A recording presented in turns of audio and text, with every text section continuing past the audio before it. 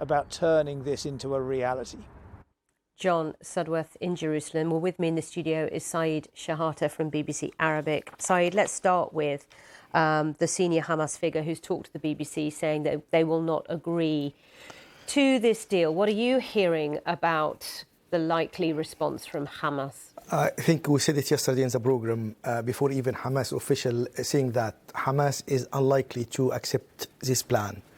And is echoed yesterday afternoon by the Qatari Prime Minister when he said the plan of Mr. Trump is about general principles. Its details need to be discussed, and the mechanism to implement it on the ground also need to be discussed. So there is a lot to talk about it.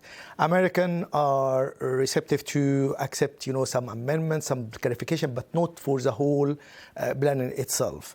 And there is many controversial issues or some sticking points in this plan. First of all, is Hamas will not accept to release all the hostages at one go, and there is no guarantee that the withdrawal of the Israeli forces from Gaza, and this was one of the main conditions of Hamas, repeated, several times.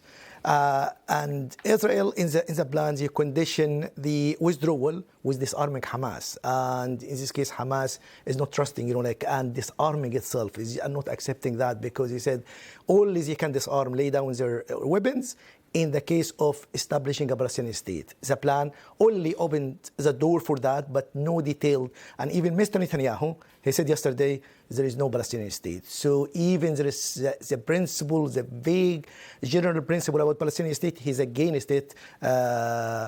And on the top of that, Hamas is against, any international force to take over the security of Hamas because it's considered as a new form of occupation. So for all of that, Hamas will put again their demands, and it will be considered by Mr. Trump, will be considered by Israel as rejection of the deal. So even there is Qatar and Turkey, Egypt, Hamas official met yesterday to discuss it, but from looking at the whole plan, it will not be accepted by Hamas.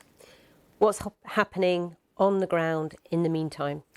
Israeli military operations have been continuing, and according to the Ministry of Health in Gaza run by Hamas, 59 people were killed yesterday, including 20 of aid seekers.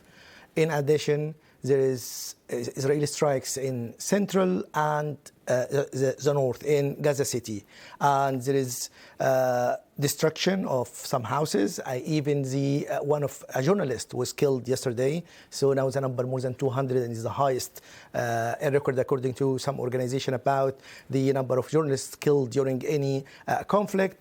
On the top of that, there is more people, dying from malnutrition. So the humanitarian situation is bad. So this is the reason for pressure on Hamas to accept it, to end the war. Pressure on Hamas to accept it because the misery of people is ongoing. So the number of people killed so far, more than 66,000 people. The majority of them are civilians. So there is a need, but the plan, unfortunately, does not reflect Hamas demands. And in this case, it's not going to be accepted. Okay. And the misery of people will be continued, unfortunately.